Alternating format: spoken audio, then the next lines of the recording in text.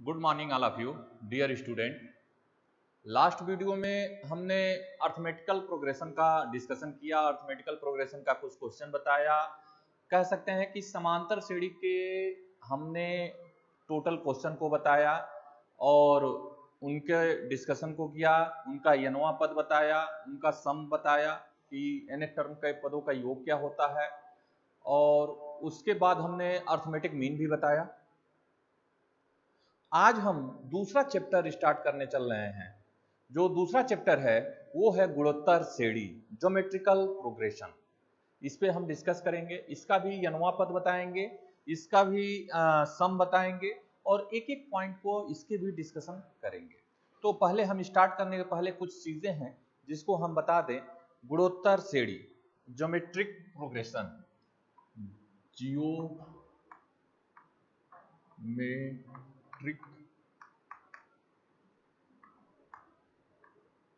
Progression, ये geometric progression, इसको हम गुणोत्तर श्रेणी भी कहते हैं।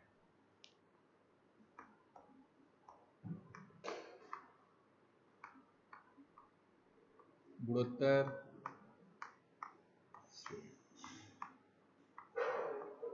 थोड़ा सा हम सोच रहे हैं कि ये बता दें आपको डिस्कशन करके कि समांतर श्रेणी और गुणोत्तर श्रेणी में अंतर क्या होता है। अगर मान लें कि हमारे पास एक सीरीज है, जो सीरीज है 3, 6, 9, 12, एक ये सीरीज है, और एक सीरीज जो है वो है 3, 6, 12, 24 डट डट डट। ये दोनों सीरीज हैं। और एक श्रेणी है 4, 8, 9, 13, 15। ये हमारे तीन सीरीज हैं। अब इस तीनों सीरीज में हम कैसे पता करेंगे कि कौन एपी है, कौन जीपी है, कौन कुछ नहीं है। इसके लिए एक बार हम देखते हैं कि समांतर श्रेणी में, ये समांतर श्रेणी में इसमें देखते हैं कि दूसरे टर्म में से पहले टर्म को घटाते हैं। अगर दूसरे टर्म में से पहले टर्म को घटाते हैं तो इसमें हम पाएंगे 6 में से 3 घटाएंगे 3 होगा। यही चीज 9 में से 6 को घटाते हैं तो ये 3 होगा। ऐसे ही 12 में से 9 को घटाते हैं तो ये भी 3 होगा। कहने का मतलब कि हमारा जो कॉमन डिफरेंस आ रहा है, जो हमारा कॉमन डिफरेंस आ रहा है वो क्या हो रहा है, सेम हो रहा है। हमारा कॉमन डिफरेंस क्या हो रहा है, सेम हो रहा है। इसके मतलब जो हमारी सीरीज बनेगी वो हमारी क्या होगी, एपी में होगी। एपी मतलब अर्थमेटिक प्रोग्रेशन में। जहां हमारा कॉमन डिफरेंस सेम हो वो हमारी जो सीरीज बनेगी वो हमारी एपी बनेगी। एपी मतलब हमारा जो सीरीज है वो कॉमन डिफरेंस सेम है और वो हमारा एपी होगा, और एपी मतलब समांतर श्रेणी। अब देखना, ये डी निकालें। अब इसमें होता है, गुणोत्तर श्रेणी में होता है कि अगर हम इस दूसरे पद में से पहले पद को डिवाइड करें, ये मान लीजिए 6 में 3 का डिवाइड करेंगे तो कितना आया, 2 आया। ऐसे ही 6 में 12 में 6 का डिवाइड करें तो कितना आया, 2 आया। 12 में 6 का डिवाइड करें तो क्या आया, 2 आया। ऐसे ही 24 में 12 का डिवाइड करें तो क्या आया, 2 आया। कहने का मतलब कि अब हम देखेंगे यहाँ पे जो कॉमन रेशियो है, इसको कॉमन रेशियो बोलते हैं। जो कॉमन रेशियो है वो हमारा क्या है, सेम है। ये कहने का मतलब कि ये जो सीरीज बनेगी वो हमारी जो सीरीज होगी वो हमारी होगी जीपी। जैसे कि अगर ये जो हमारी सीरीज होगी वो हमारी जीपी होगी। जीपी मतलब ज्योमेट्रिकल प्रोग्रेशन। ये हमारी सीरीज क्या होगी, ज्योमेट्रिकल प्रोग्रेशन। क्यों कहेंगे ये कि सेकेंड टर्म में फर्स्ट टर्म का भाग देने पर, या second term divided by first term equal to common ratio, and third term divided by second term equal to common ratio, and fourth term divided by third term equal to common ratio. Common ratio इसमें क्या है, सब जगह equal है। तो कहने का मतलब भाग देने पर अगर जो हमें मिले वो हमारा हमेशा बराबर हो तो उसे हम क्या कहते हैं, ज्योमेट्रिकल प्रोग्रेशन, गुणोत्तर श्रेणी।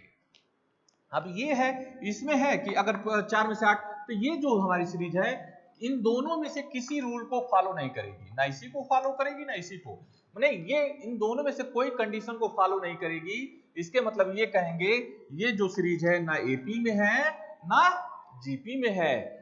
अब हम इसको ना एपी कहेंगे ना जीपी कहेंगे।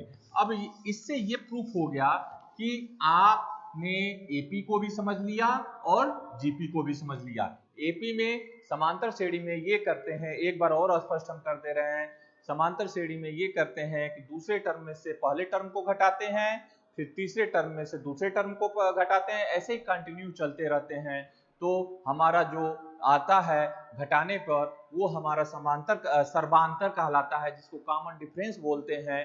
तो हमारा सेम होता है, उसे हम एपी कहते हैं। और जीपी में हमारा होता है कि दूसरे टर्म में पहले टर्म को भाग देते हैं, ऐसे तीसरे टर्म में दूसरे टर्म का भाग देते हैं, ऐसे चौथे टर्म में तीसरे टर्म का भाग देते हैं, और भाग देने पर जो हमारा कॉमन रेशियो आता है वो हमारा जीपी कहलाता है। ये हो गया एपी और जीपी। अब इसके कुछ टर्म है उसको मैं बता दे रहा हूं।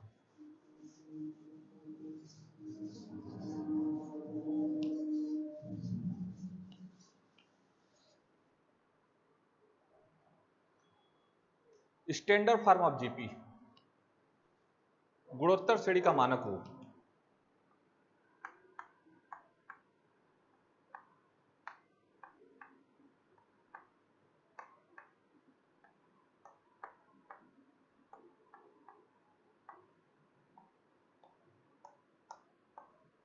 ठीक है, स्टैंडर्ड फॉर्म ऑफ जीपी।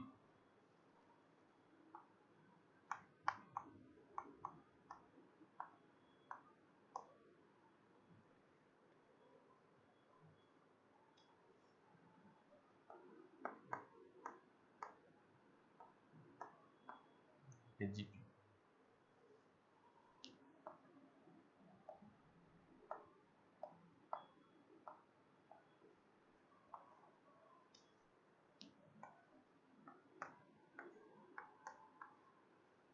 गुणोत्तर श्रेणी का मानक रूप, standard form of A GP.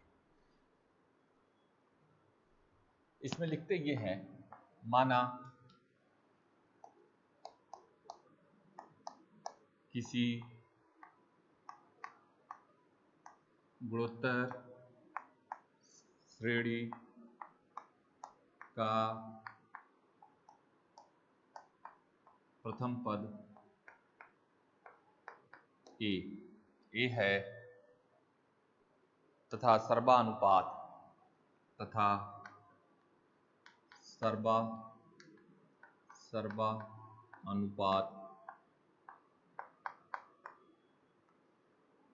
Are है।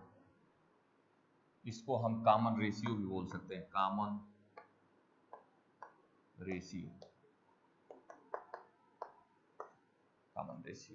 अगर सर्वानुपात आर है गुणोत्तर श्रेणी के पद, तो गुणोत्तर श्रेणी के पद हमारे ए आर स्क्वायर पद, ए आर स्क्वायर डॉट से दिए जाते हैं।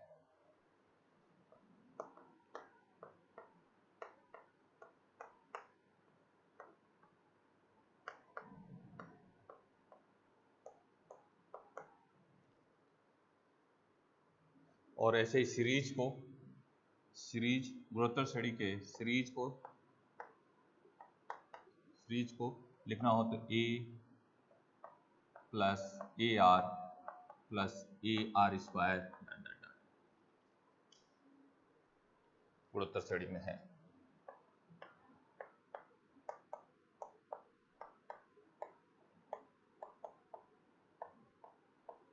अब देख लें यहाँ पे, ये जो हमारा गुणोत्तर श्रेणी का मानक रूप है, standard form of A GP, जो हमारा गुणोत्तर श्रेणी का स्टैंडर्ड फॉर्म ऑफ जीपी है, इसमें हम क्या करते हैं कि जो पहला पद होता है उसको ए से ही डिनोट करते हैं। समांतर श्रेणी में भी ऐसा ही था कि हम फर्स्ट टर्म को ए से डिनोट करते थे। यहाँ भी हम गुणोत्तर श्रेणी में भी फर्स्ट पद को, पहले पद को ए से ही नोट करते हैं। ठीक है, अब आया सर्वानुपात।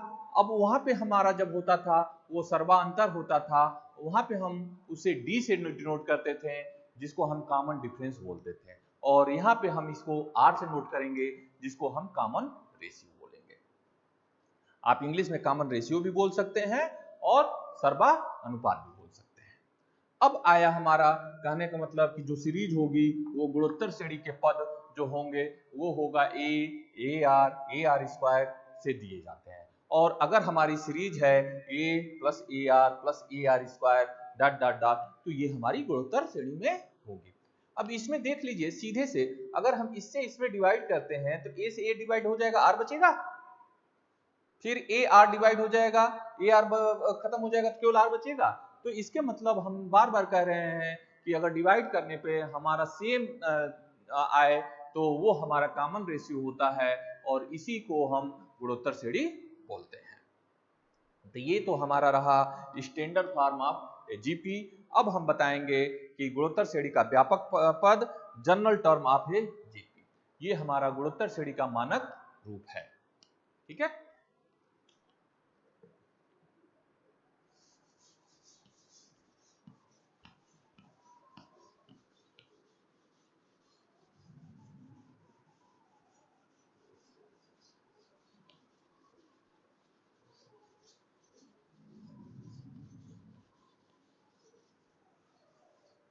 ऐसे ही अब गुणोत्तर श्रेणी का व्यापक पद,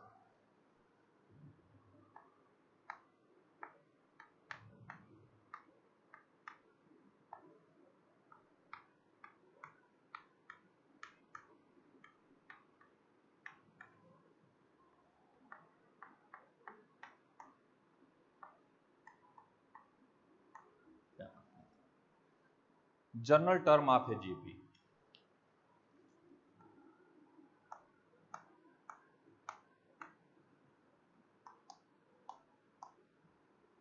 general term of A GP,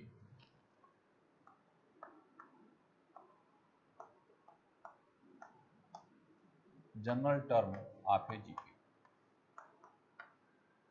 ठीक है, गुणोत्तर श्रेणी का व्यापक पद, general term of A GP. इसमें जनरल टर्म को निकालने के लिए लिखेंगे, माना प्रथम पद ए सर्वानुपात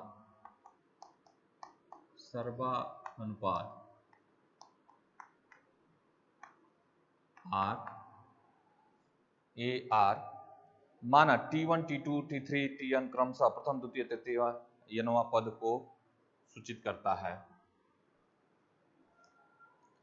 माना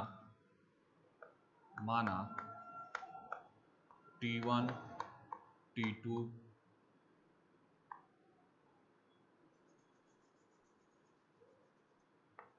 T1 T2 T3 dot dot dot Tn क्रमशः प्रथम द्वितीय तृतीय पदों को सूचित करता है। क्रमशः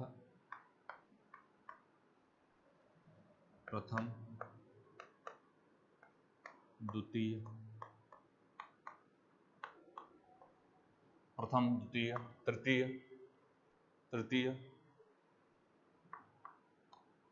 तृतीय डॉट डॉट डॉट n नवा पद को सूचित करता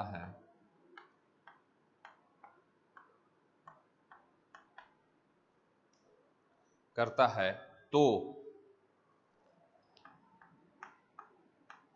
T1 इक्वल टू प्रथम पद,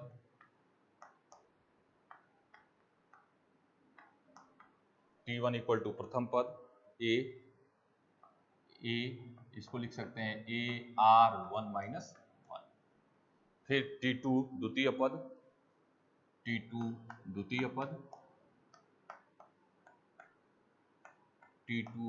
पद जिसको लिख सकते हैं AR AR2 माइनस 1, सही है। ऐसे ही T3 तृतीय पद,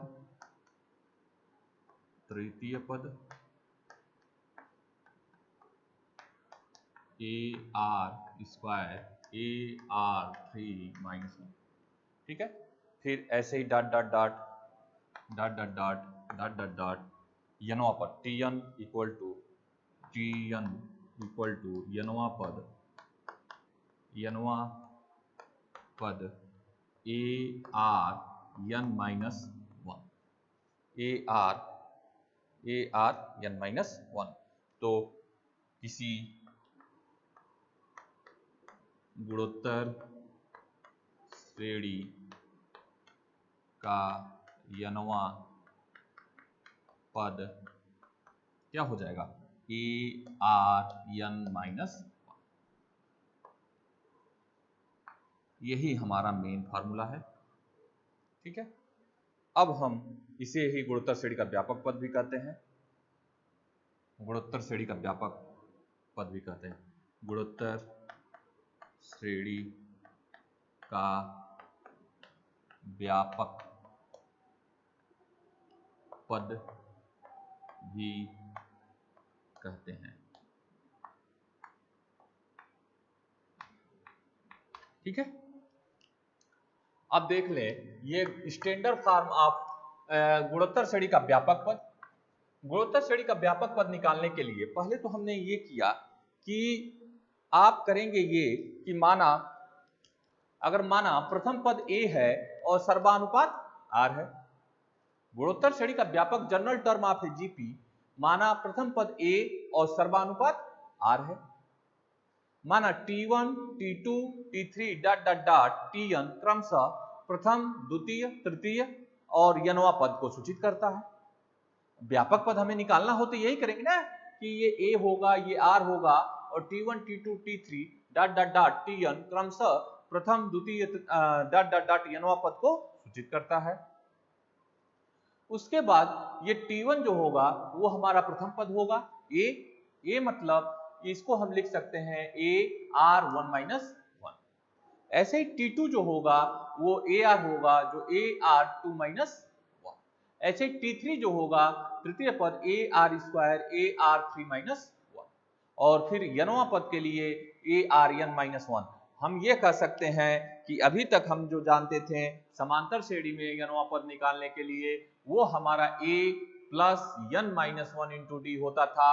अब इस गुणोत्तर श्रेणी में जो हमारा समांतर गुणोत्तर श्रेणी में यनवा पद होगा वो होगा ARn माइनस 1, ठीक है। और गुणोत्तर श्रेणी का यनवा पद और इसी को व्यापक पद भी बोलते हैं। और यही हमारा, इसको हम Tn से भी डिनोट कर सकते हैं, Tn। अब हम ये फार्मूला जान चुके हैं। एक्चुअली समांतर श्रेणी और गुणोत्तर श्रेणी पैरेलल लेके चलने पे कुछ ज्यादा ही समझ में आता है कि एक ही साथ अगर चलेंगे तो वहां पे यनवा पद निकालने के लिए हम A plus n minus 1 into D करते थे और यहाँ पे यनवा पद निकालने के लिए ARn माइनस 1। वहां पे A मतलब प्रथम पद होता था, यहाँ पे भी A मतलब प्रथम पद है, वहां पे D मतलब हमारा सर्वांतर होता था जिसको दूसरे टर्म में से पहले टर्म को घटाते थे, और यहाँ पे हमारा R जो है दूसरे टर्म में से पहले टर्म को डिवाइड कर रहे हैं, और n मतलब वहां पे जो होता था यनवा पद वही n हमारा यहाँ पे है। तो ये हमें कंफर्म हो गया कि यनवा पद कैसे निकालेंगे, यनवा पद निकालने का ये आपका हो गया। इस पे मैं एक क्वेश्चन बता दे रहा हूं आपको, ठीक है।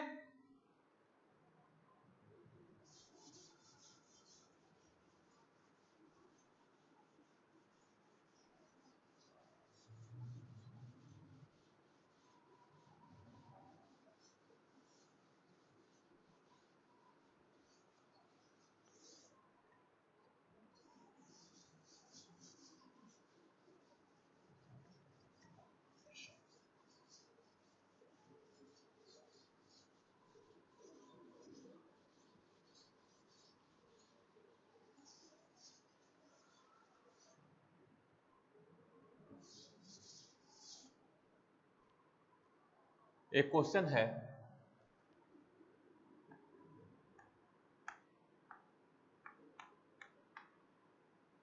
क्वेश्चन है कि 9 3 1/3 9 3 1 1/3, ठीक है, के का 10वां पद याद करें,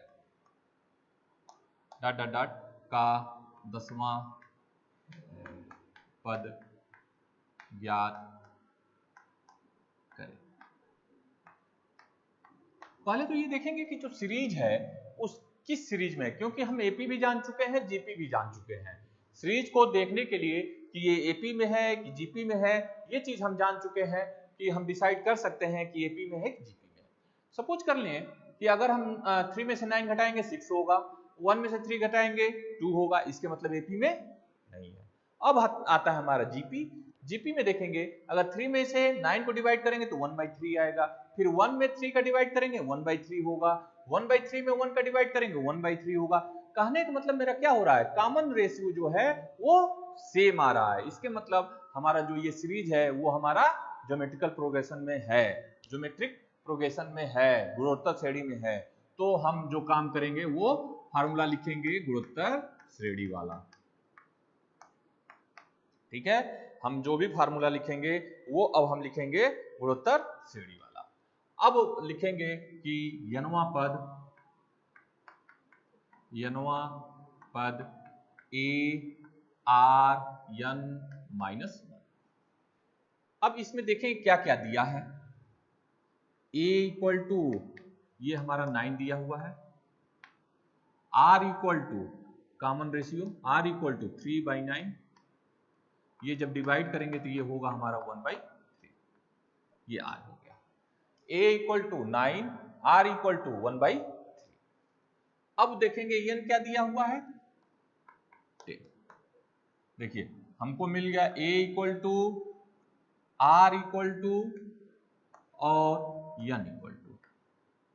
अगर हमें a मिल गया, r मिल गया, n मिल गया तो स्वाभाविक सी बात है कि हम nवां पद निकाल लेंगे।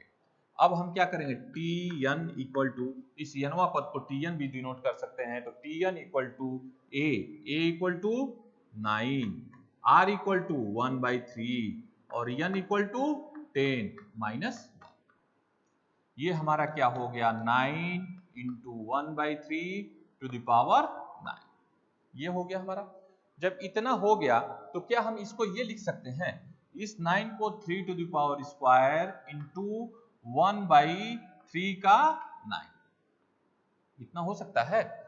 अब जब इतना हो जाएगा तो क्या हम इसको ये भी लिख सकते हैं 1/3 टू द पावर, ये 2 कटा इस 9 से तो 3 टू द पावर 7। आप चाहें तो इसको इतना आगे भी बढ़ा सकते हैं 1/3 into 3 into 3 into 3 into 3 into 3, 1 2 3 4 5 6, 1 2 3 4 5 6 into 7। आप ये भी कर सकते हैं और इसका मल्टीप्लाई करके भी कर सकते हैं और ये भी आंसर हो सकता है। कहने का मतलब कि लगभग लगभग हम यही लिखते हैं कि 1/3/7 है। इसको लिखने के लिए ये भी लिख सकते हैं कि दसवां पद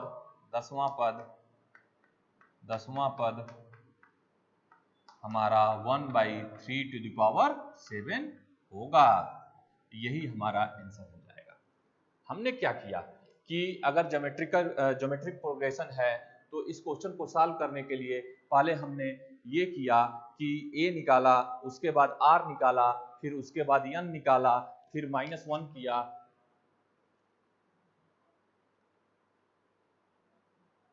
-1 किया, उसके बाद n-1 किया और हमने इसको निकाल लिया।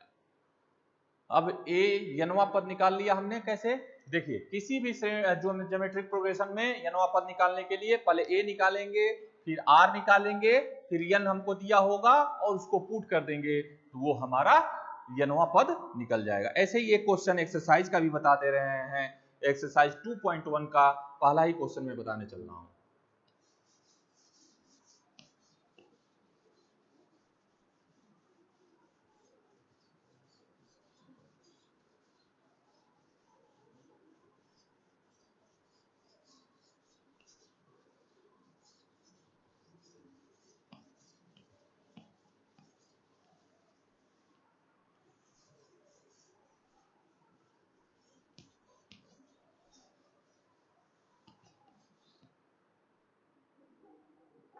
क्वेश्चन है एक्सरसाइज 2.1, एक्सरसाइज 2.1 का फर्स्ट क्वेश्चन। पहला क्वेश्चन ये है कि 2/6/1854 2/6/1854 डॉट डॉट डॉट का 20वां पद बताएं, का 20वां पद बताएं।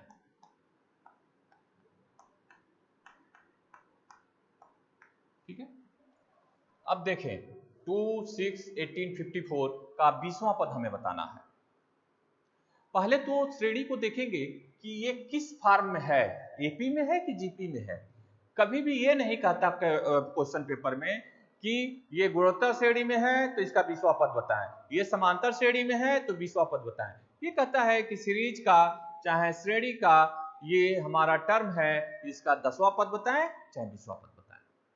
ये बहुत से कम क्वेश्चन पेपर में पूछता है कि समांतर श्रेणी में ये पद है तो 5वां पद बताएं, गुणोत्तर श्रेणी में ये पद है तो 12वां पद बताएं, 12th पद बताएं। ये किसी किसी क्वेश्चन में पूछ देता है, लेकिन अधिकतर एग्जामों में, सेमेस्टर में, पेपर में यही रहता है श्रेणी का 20वां पद बताएं, श्रेणी का 10वां पद बताएं। तो हम डिसाइड करते हैं कि ये हमारा एपी में है कि जीपी में है।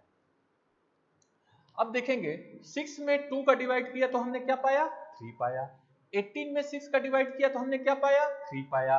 54 में 18 का डिवाइड किया तो हमने क्या पाया, 3 पाया।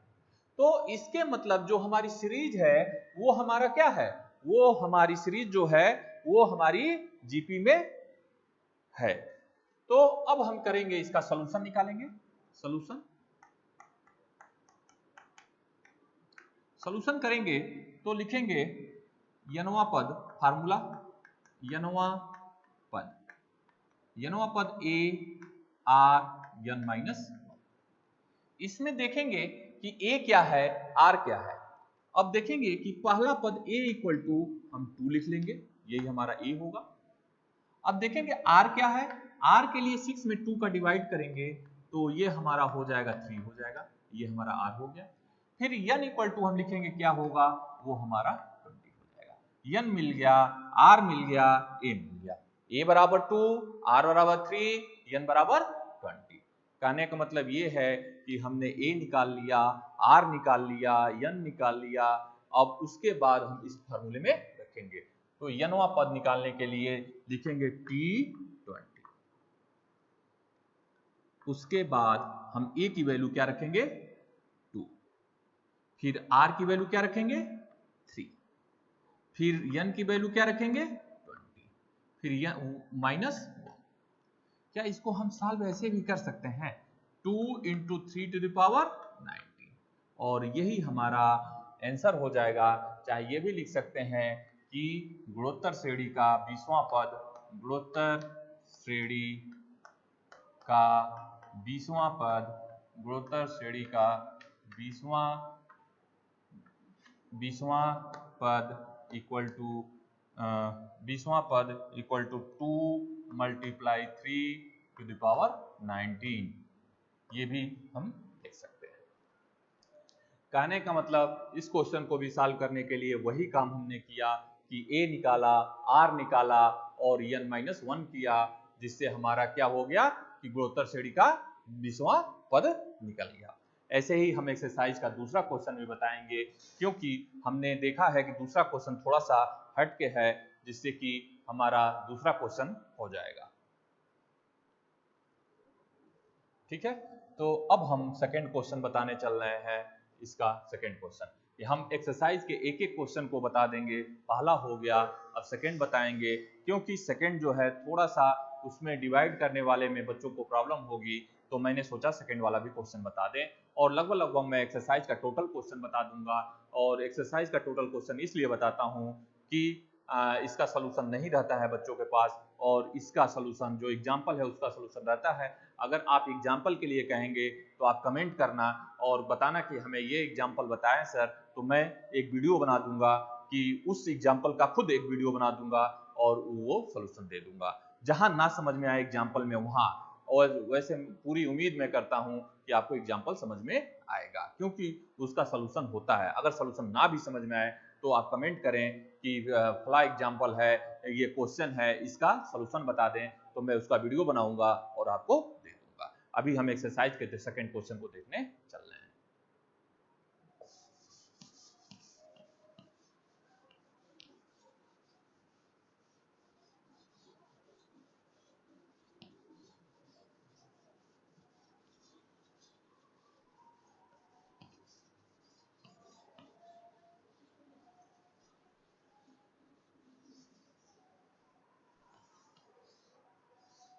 सेकंड क्वेश्चन देखिए।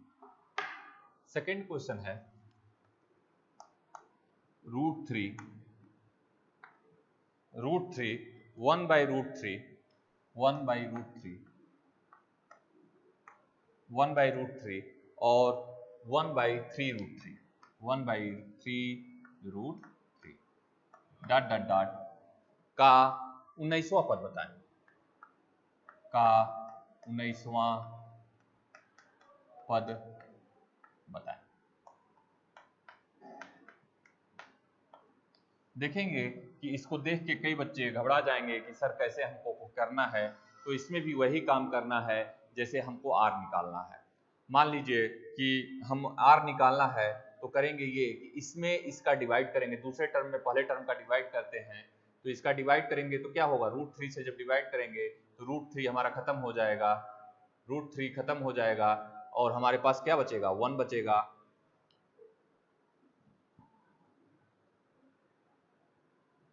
अगर हम लिखे सॉल्यूशन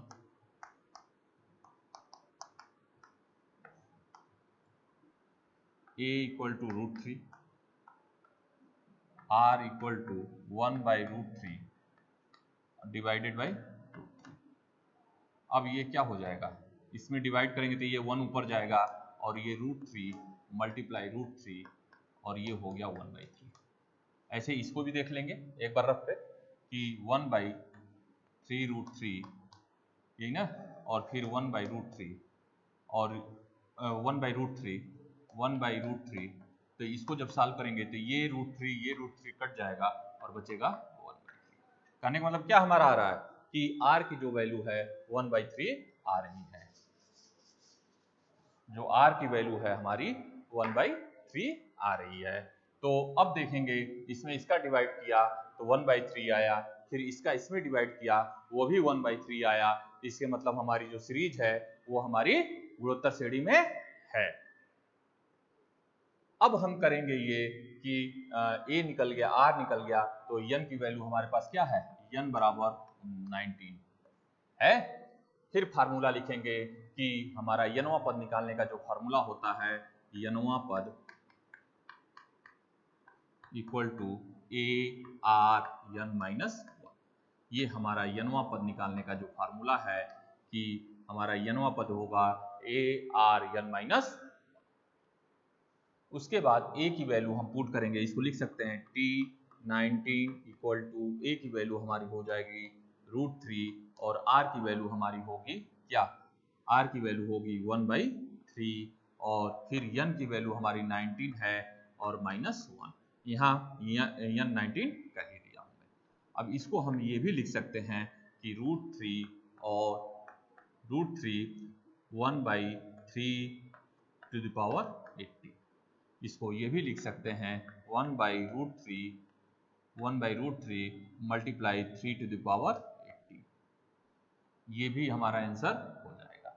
इसको हम ये लिखेंगे कि श्रेणी का 19वां पद जो होगा, यहाँ श्रेणी का जो 19वां पद होगा, गुणोत्तर श्रेणी का 19वां पद, गुणोत्तर श्रेणी का 19वां पद इक्वल टू हमारा हो जाएगा 1/3 √3 into 3 into 3 to the power 80 और यही हमारा गुणोत्तर श्रेणी का 19वां पद होगा। ठीक है, दूसरा क्वेश्चन भी हमने देख लिया। सेकेंड क्वेश्चन हमारा क्या रहा कि अगर √3 1/√3 और 1/3√3 का 19वां पद ये है तो गुणोत्तर श्रेणी का 19वां पद बताएं। तो पहले a निकाल लिया, r निकाल लिया, फिर यन दिया हुआ है तो उसको हमने करके ये कर दिया। अब हम इसका तीसरा क्वेश्चन आप कर लेंगे और फिर चौथा क्वेश्चन इसका बता दे रहे हैं कि गुणोत्तर श्रेणी का चौथा क्वेश्चन कैसे होगा। तीसरा इजी है, तीसरा कर लेंगे आप।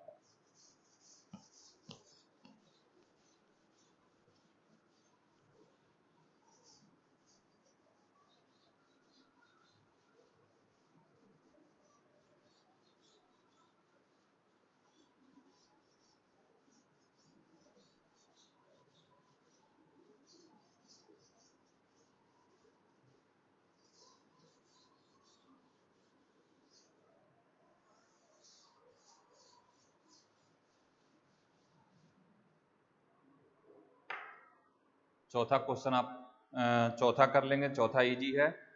फिर पांचवा बता दे रहा हूं मैं, क्वेश्चन नंबर पांचवा, क्योंकि चौथा कर लेंगे इजी है। पांचवा ये है कि श्रेणी का 3 - 6 12 - 24 का 10वां पद बताएं। 3 - 6 12 - 24 का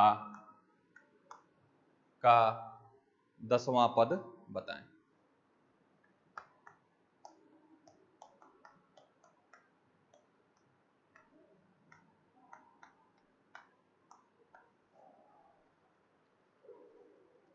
देखेंगे कि इसका सलूशन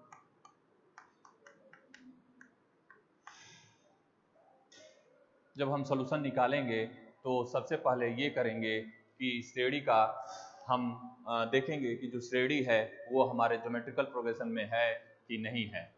ज्योमेट्रिकल प्रोग्रेशन के लिए सबसे पहले हम दूसरे टर्म में पहले टर्म को डिवाइड करते हैं, फिर दूसरे टर्म में तीसरे टर्म का डिवाइड करते हैं, फिर इसका इसमें डिवाइड करेंगे तो ये देख लेंगे कि ये हमारा ज्योमेट्रिकल प्रोग्रेशन में है कि नहीं है।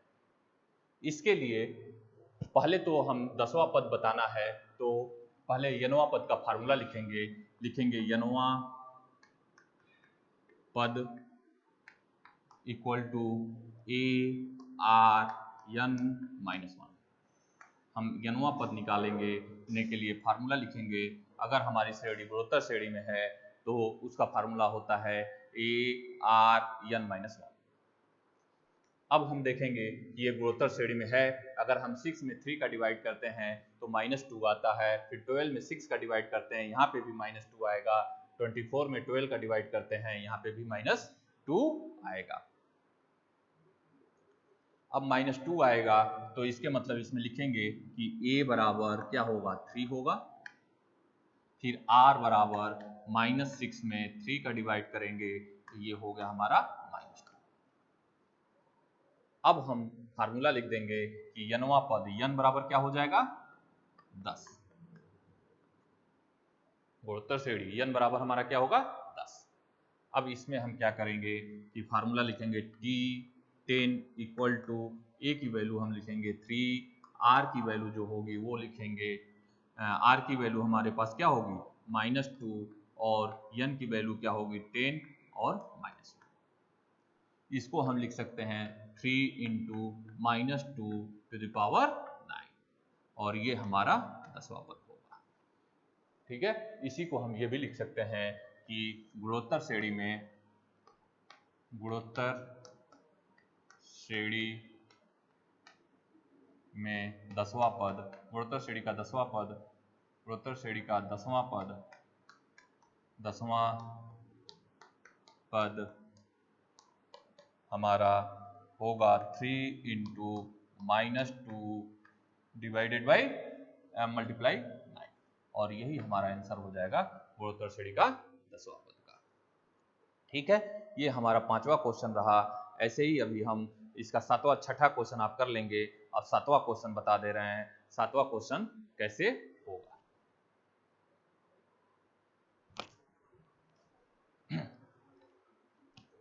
ये सेकंड क्वेश्चन आप उतार लें और इसका 6ठा क्वेश्चन अभी एक्सरसाइज का 6ठा क्वेश्चन बता दे रहे हैं, क्योंकि 6ठा क्वेश्चन आप कर लेंगे। 7वां क्वेश्चन थोड़ा सा टिपिकल थोड़ा सा है तो 7वां क्वेश्चन हम बता दे रहे हैं।